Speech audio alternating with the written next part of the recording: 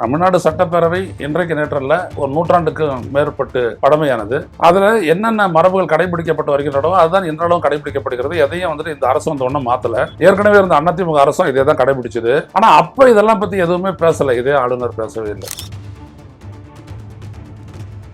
அவரை பொறுத்த வரைக்கும் என்ன அப்படின்னம்னா, இந்த திமுக அரசுக்கு எதிராக நாடு தழுவிய அளவில் மக்கள் மத்தியில் ஒரு தவறான பிம்பத்தை ஏற்படுத்த வேண்டும். போன வேகத்திலே ரெடியா வச்சிருக்கிறார் போல எழுதி எல்லாத்தையுமே. 13 பிழைகள் இருக்கின்றன அப்படின்னு சொல்லிட்டு அதை வெளியிடுறாரு. ஆனா தொடர்ந்து இந்த ஆளுநர் என்ன பண்றாரு அப்படின்னா, அதையெல்லாம் புறந்தள்ளிட்டு நான் சொல்றபடி இந்த அரசு செய்யணும் அப்படின்ற மாதிரி ஒன்றை திணிக்கிறார். அவர் உங்களுடைய வேலை அரசமைப்பு படி இந்த அரசு செயல்படுவதா அப்படின்றத பாக்குறது தான். உடல் வலிமையை உறுதி செய்யும் சிலாஜித், கவனத்தை மேம்படுத்தும் அஸ்வகந்தா மற்றும் உயிர் சக்தியை பெருக செய்யும் சஃபேடு முஸ்லி போன்ற இமயமலையின் உணவுப் பொருட்களை கொண்டு வந்து மிஸ்டர் பர்ஃபெக்ட் உருவாக்கப்பட்டுள்ளது. உங்கள் முழு குடும்பத்தின் ஆரோக்கியத்தை மா நேச்சுரல்ஸ் மூலம் உறுதி செய்திருங்கள். 100% இயற்கையான மூலிகை பொருட்கள் மூலம் உருவாக்கப்பட்ட மிஸ்டர் பர்ஃபெக்ட் மற்றும் மிஸ் பர்ஃபெக்ட் தலைமுறையாக குடும்பங்களின் உடல் வலிமை, மன வலிமை மற்றும் மகிழ்ச்சியை பெருக செய்கிறது. உங்கள் மகிழ்ச்சியான பயணத்தை துவங்க www.mannaturals.com என்ற இணையதளத்தை பார்வையிடவும் அல்லது வாட்ஸ்அப் எண்ணிலும் தொடர்பு கொள்ளலாம்.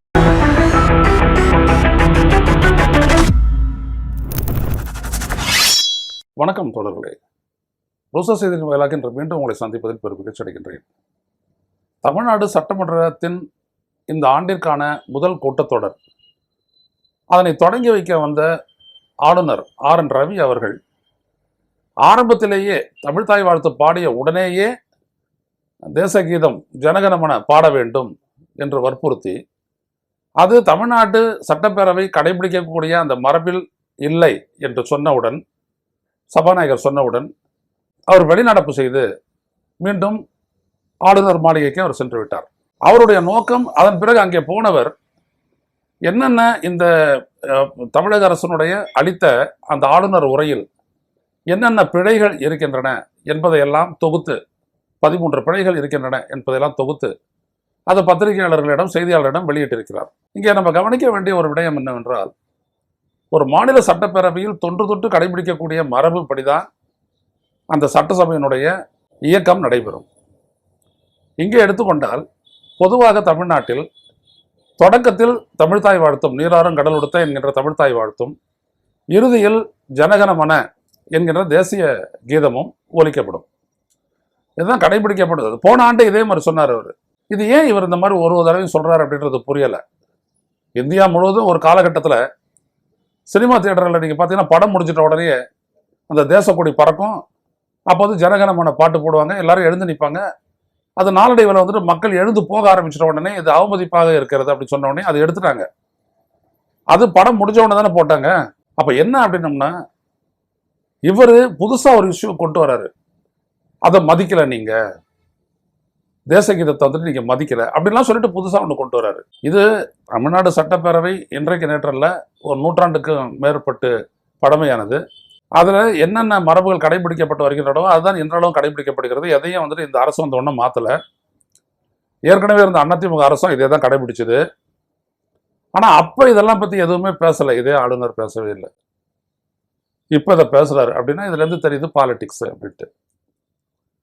அவரை பொறுத்த வரைக்கும் என்ன அப்படின்னம்னா, இந்த திமுக அரசுக்கு எதிராக நாடு தழுவிய அளவில் மக்கள் மத்தியில் ஒரு தவறான பிம்பத்தை ஏற்படுத்த வேண்டும். இந்த தமிழ்நாடு ஆட்சியாளர்கள் தேசகீதத்தை மதிப்பவங்க இல்லை, தேசத்தை மதிப்பவர்கள் கிடையாது, இப்படிதான் இவங்க நடந்துக்குவாங்க அப்படின்ற மாதிரி ஒரு கருத்தை இவர் தொடர்ந்து தெரிவித்து வருகிறார். அவருடைய ஒரு அங்கம் தான் இன்னைக்கு அவர் செஞ்சிருக்கிற விடயம். தேசகீதத்தை எப்படி பாடணும் அப்படின்றது தமிழ்நாடு சட்டப்பேரவையில் ஒரு மரபாக கடைபிடிக்கப்பட்டு வரும்பொழுது அதில் எப்படி அதில் அவமதிப்புன்ற இடம் வரும் சொல்லுங்க பார்ப்போம்.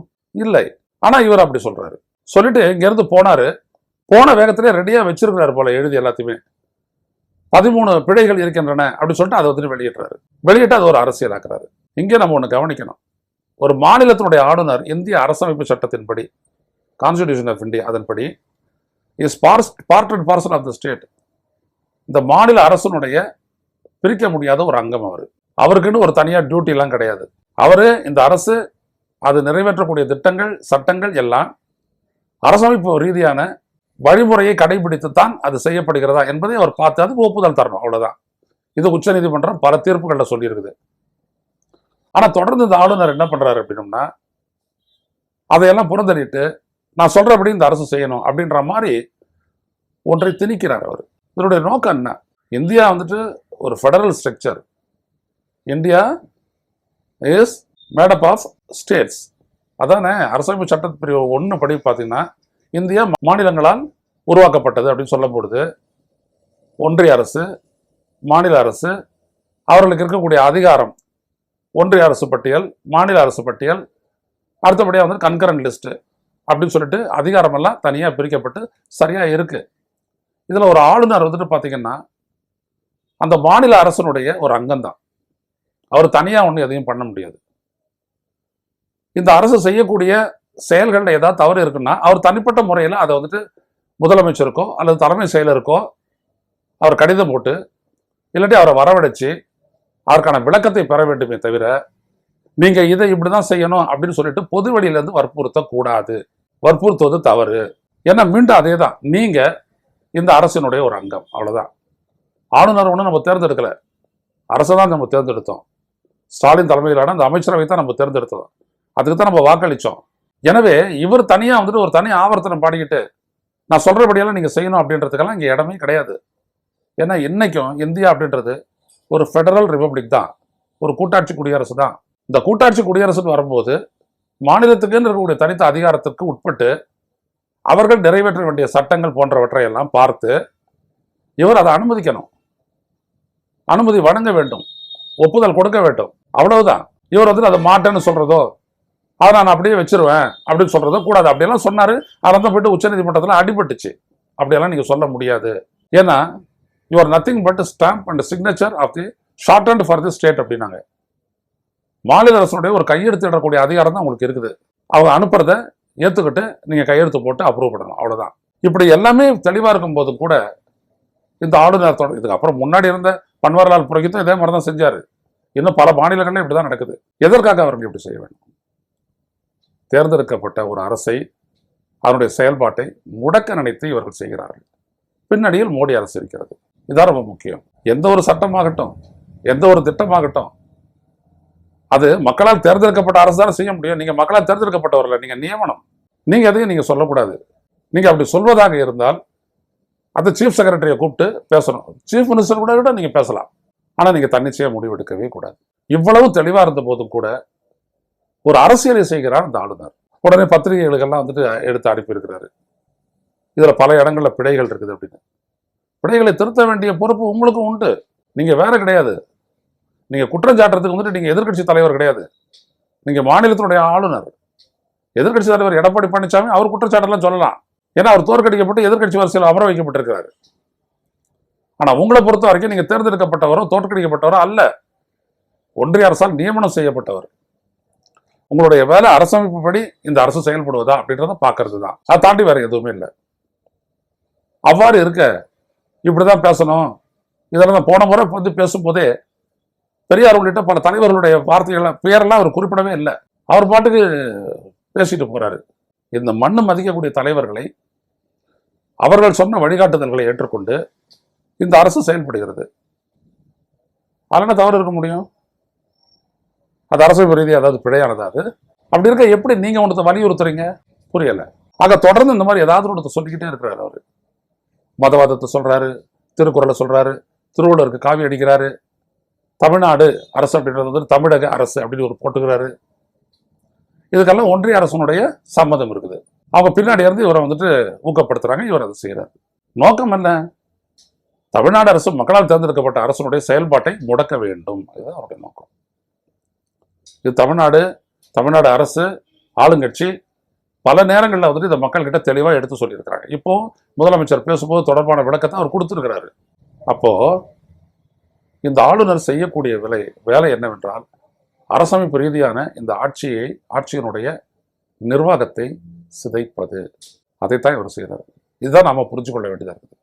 இந்த அரசு அதனுடைய செயல்பாட்டுக்கு இப்போ இவர் சொல்றாரு, குறையெல்லாம் காண்றாரு, எவ்வளோ குறையெல்லாம் இருக்குது.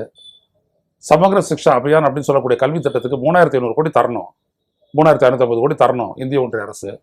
அதை இவர் கேட்டு வாங்கி தருவாரா? அதை செய்ய மாட்டாரு. அந்த இடத்துல பெசாது இருப்பாரு. ஏன்னா வஞ்சிக்கப்பட்டது தமிழ்நாடு அரசு, அதை பத்தி அவருக்கு அக்கறை இல்லை. இப்படி இன்னும் பல்வேறுபட்ட விடயங்கள் இருக்குது. இந்திய ஒன்றிய அரசோட நீங்க வந்துட்டு ஏன் அந்த மாதிரி பண்றீங்க, இந்த நிதியை ரிலீஸ் பண்ணலாமே அப்படின்னு இவர் சொல்ல மாட்டாரு. ஏன்னா அவங்களால நியமிக்கப்பட்டவர், அவங்களுக்காக ஒரு வேலை செய்யறவர், அவ்வளவுதான். ஆக அந்த திட்டம் சரியில்லை, இந்த திட்டத்தில் வந்துட்டு போய் சொல்லியிருக்கிறாங்க அப்படின்னு நீங்க சொல்றதெல்லாம் என்ன அப்படின்னோம்னா இது அனைத்தும் தவறு. குறை இருந்தது அப்படின்னோம்னா அரசுகிட்ட எடுத்துட்டு போங்க, அவங்க விளக்கம் கொடுக்கணும். நீங்க அவங்க கிட்ட விளக்கம் கேட்கறதுவே ஒரு விடயத்தை நீங்க வந்துட்டு பொது வெளியில சொல்றீங்க அப்படின்னோம்னா உங்களுடைய அந்த கோரிக்கை உள்நோக்க முடியாது, அரசியல் உள்நோக்க முடியாது. இது கண்டிக்கத்தக்கது.